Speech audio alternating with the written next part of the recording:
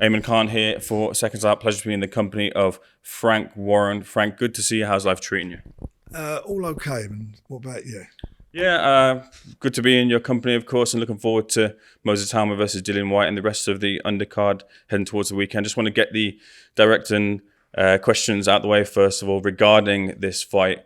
UAE commission for this one, which isn't irregular. I believe anti-Joshua and Usyk's rematch was used, as amongst other fights have been used for Saudi fights when it comes to commissions. But what is the reason for the UAE commission being the one in place for this one? Because it's not a Riyadh season show, it's an eSport show. EN Sport thing. So it's come out of them, and that was the agreement. All the other shows that are coming up are border control shows. Would you have anticipated any issues if it was the British Boxing Border Control who were commissioning the fight in regards to Dillian Whyte's status and his license? No, not at all. No, it's not being done for that, I can assure you. No, not at all. He was going to fight last time, wasn't he? Here, and that was a border control regulated show.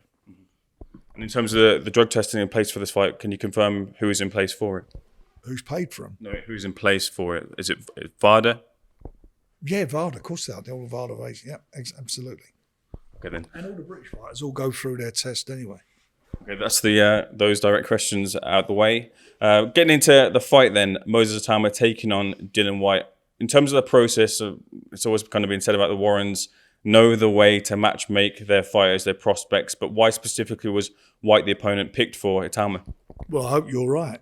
Why? Because we felt that he needed a step up, a big step up, and this is a big step up for him. He's in with a real warrior, somebody who's fought at the highest level, fought against some of the biggest names, give a massive account himself, won some, lost some, been unlucky in a couple of them. He's, as I say, got masses of experience, not just, as far as physical side of it's concerned, also from a mental side of it. And we just wanted to see, where our man is at the tender age of 20 years of age. Our conversation when it comes to the talk around the fight being that if Moses Itauma is to win, then it might come really early in the fight. If Dillian Whyte's going to win, it's going to be deep waters. From your perspective, whoever is the winner, but specifically regarding Moses Itauma, do you want to see him in rounds further than just the second to see where he's actually at? No, I want to see him do what he does. And if he can get rid of somebody in 30 seconds, he does it. I want him to use all his skills to the best of his ability and whatever it takes to win. That's what I want to see from any fighter. There's going to come a time in his career, it may be on Saturday, it may be down the road. He may get a bump in the road, he may lose one. I mean, all the great fighters have been beaten in their time. The Alis, the Foremans, the Fraziers, the Larry Holmes. You go through them all. They all got defeats on their record. But it's about how you come back and how you learn from them. And there, as I say, there comes a moment in every fight, especially guys who can punch, where somebody don't go. When they don't go, you got to have plan B. And then we'll see what he's about as a boxer. And I think he's a good boxer. Specifically, what does Moses Itauma have to look out for from Dillian? He can punch. And he's strong. And he's going to do the natural thing. He's going to try and old man him. He's going to bring all of his ring experience, his ring craft there to negate everything that Moses has got. He's going to go try and bully him. He's going to have to out-hustle him. He's going to have to be strongly physical. I mean, I don't mean just like with punching. I mean, with holding. And he will bring every trick in the book to take Moses out of his stride, to take him out of his comfort zone, because that is what you'd have to do with a young fighter. You have to take him out of that comfort zone. You have to let them realise they may be going into deep water, 12 rounds. Have they got the stamina for 12 rounds? Put the doubt in their mind. And that's what he'll try and do. There's a fight already been pitched for him after this. If he does get the victory over Dillian, that is against Alexander Usyk. Do you feel that's the next logical step for him? No. I think what the next thing the next step will be, if he comes through this, is to sit down and look at the fight again and to look and see what the best options are. He's 20 years of age. This is not a 100-meter race. This is a marathon. This is about a career. And you look at his opponent, he's 37, so he could be fighting for another 17 years yet. So the name of the game is to make sure what the moves that are made, and it's not just me, it's his management team, my son Francis, trainer and that we all have our input into looking and seeing what's the best thing to do. There's another heavyweight fight on the bill in the form of Filip Hrgovic and David Adelaide. A lot of talk about the step up that David is taking against Filip Hrgovic. What was the reason for putting David into the fight? He asked for it, and it is a massive step up. I've got to be honest, it's not a fight I would have made. I wouldn't have, it wasn't even on my mind to make that. He said he wanted it. He said, "I want to." He basically what he's trying to do is kick the door in to get to the top table, and he sees this as a way forward. He genuinely feels he can win it. His team feel he can win it. Adam, his trainer, Anna Booth, they all really do feel that this is a winnable fight for him. So we'll see. But it's a tough fight. He's in with Filip, who's been there, done it. Was an avoided fighter for a long, long time, and again, he's a bit like he's probably in the same position as. Not as quite as old as him, but the same position as Dillian. Can't afford to lose. He'll lose his place in the pecking order. So this young buck's come in, and he feels he's gonna crash his way in and put himself in the jockey position. The British world male champion, probably jumbled that up a little bit there, is on the bill as well too. Nick Ball. He's the only one that we have right now. A lot of pressure on his shoulders to retain that title. How do you think he fares against Sam Goodman? It's a tough fight. I mean, it's a real tough fight against the undefeated Aussie who's coming up a weight. But the Aussie is very, very confident. But I've got a lot of belief in Nick. I think Nick is, again, we've done a great job outside the ring, and as has done his manager and trainer, Paul Stevenson. And I think that Nick's an unbelievable fighter. I think he's one of the most exciting young fighters in the world. Unbelievably exciting fighter. Never in a dull fight, and I think it's going to be a tough fight. But I think it's a winnable fight for him. What would you say about the British time right now if there is only one world champion? What do I feel about it? Yeah. We could do with some more. But we will have some more. We've got some of our guys who are in good position.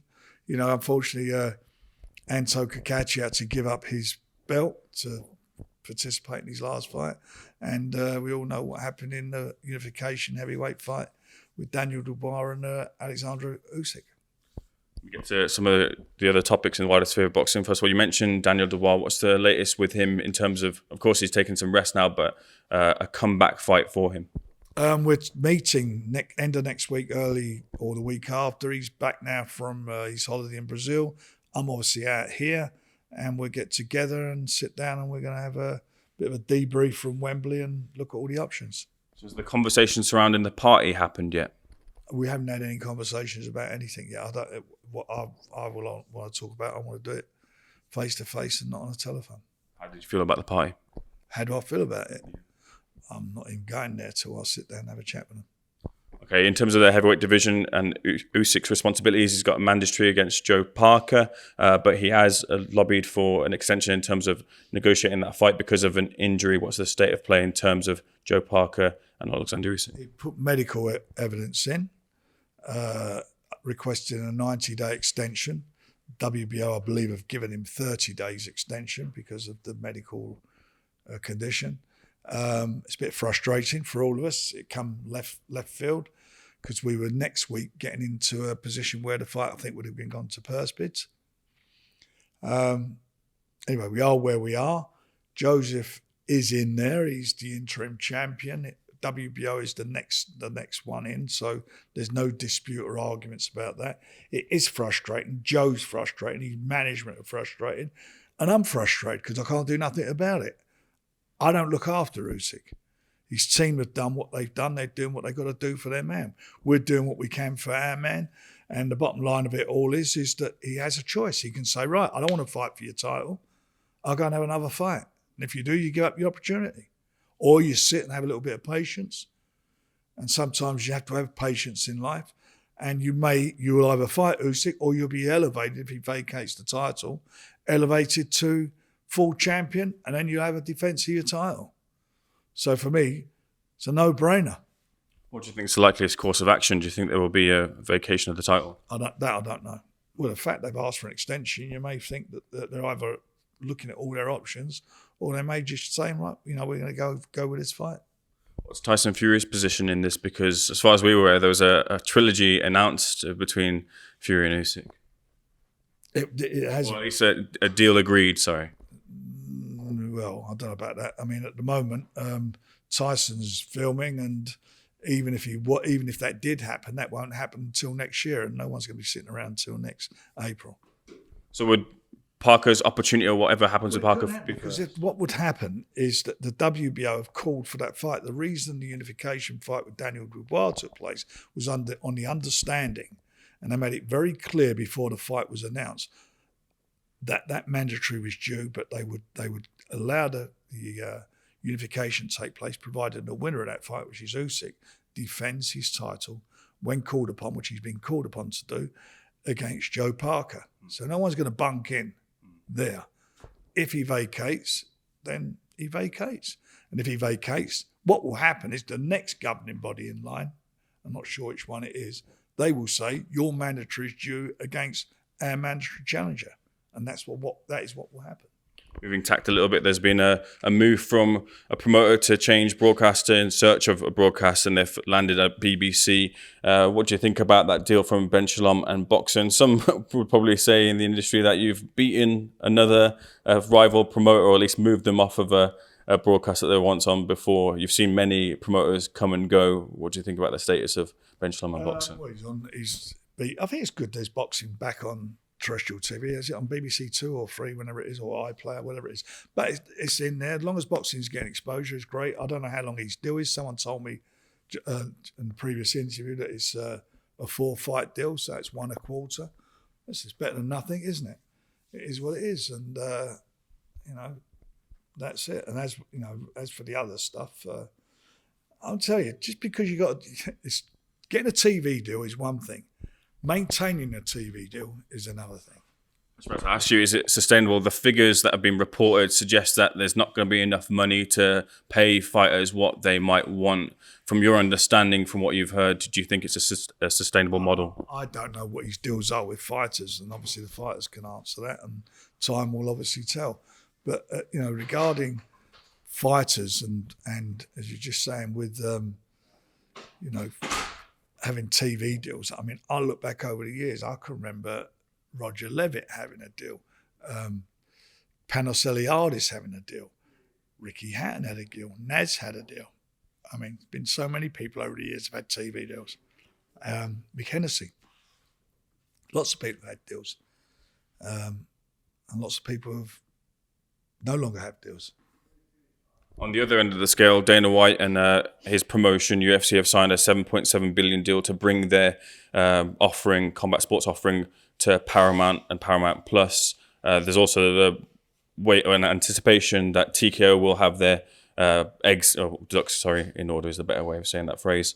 What do you anticipate in terms of them and their competition that they bring? I don't know what you mean in what their deal is. Well, I don't know what their deal is. When they announce their deal, they'll announce it. And it'll be what it'll be. I don't. It's not just about them. It's about fighters. The public don't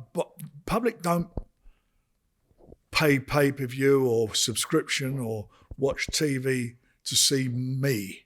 They pay to see the boxers. So it's what boxers you've got and what you're bringing through and developing. So we'll see. Time tells of all this stuff. Time tells of it all, and what the model is. I don't know what the model is. Is it?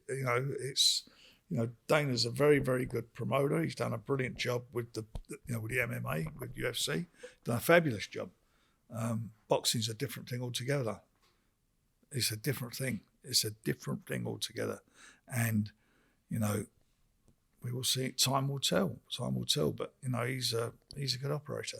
The sands of boxing are ever shifting, and we're currently in a landscape where we could see Anthony Joshua take on Jake Paul, and contextually that could happen before we'd ever see Tyson Fury take on Anthony Joshua, which is a fight that British boxing fans have been wanting to see for years. What would you make of the possibility that those two, Anthony Joshua and Jake Paul, could meet in the ring? Well, I mean, I understand there's a big. I mean, I'm not involved with either of them. It's not my deal, but I understand they're quite close to be getting that fight done. We'll see. Time will tell. But Tyson's not going to be fighting until next year. Would you make that fight if AJ and Jake Paul, or you were on either side of the coin? Would you make that fight? It's it's a bit of a difficult thing to do. I mean, first of all, I'll make it no secret. Jake and Nikita, I've got a lot of time for him. I think whether people like him or not, whatever it may be, the fact is he is a professional boxer now. He trains as a professional boxer. He's in the ring and that's where he's at. People have complained about the quality of his opponents in some instances. Bearing in mind he has no amateur experience or anything, they complained about it. If this fight's made, you can't complain about the quality of the opponent, can you? He's stepping up in a big way. So it is what it is. And let me tell you, at the end of the day, it's really simple. If you don't like it, don't watch it. If you like it, you'll watch it. When it came to the boxing conversation, the part of the interview and Moses Itauma and talking about yourself and your legacy of putting in your fighters at the correct time and the correct fights, from a Jake Paul perspective against Anthony Joshua, how big of a climb is that? And are you concerned on that point as well? I think it's a big climb, but maybe he looks at the Daniel Dubois fight and thinks, he's there for it to be taken. I mean, I think he's got a tough. I think it's a real tough fight for Jake. That was it, actually, because I'm sure in the past he's called out Daniel Dubois. So that's what I'd ask you. Would you have made Daniel Dubois and Jake Paul? Would I have made it if they wanted it? Yeah, it'd be a massive payday, and I think that Daniel would be too big and too strong for him. A couple of final questions for you, Frank. You got Jack Rafferty out in Manchester as well too. What can fans expect from that card as well? I think it's a cracker. Next week, it's a really good fight with, Chamberlain and Rafferty is a really good quality fight, and I'm looking forward to it. Coming back to this fight this weekend, when I was in Turkey a few weeks ago for the IBA convention, I spoke to both Shannon Briggs and Jarrell Miller, and they'd mentioned that they heard that Moses Itauma was dropped in sparring. Had that rumour fallen your ears at all? No, it's the first I've heard of that. News to me.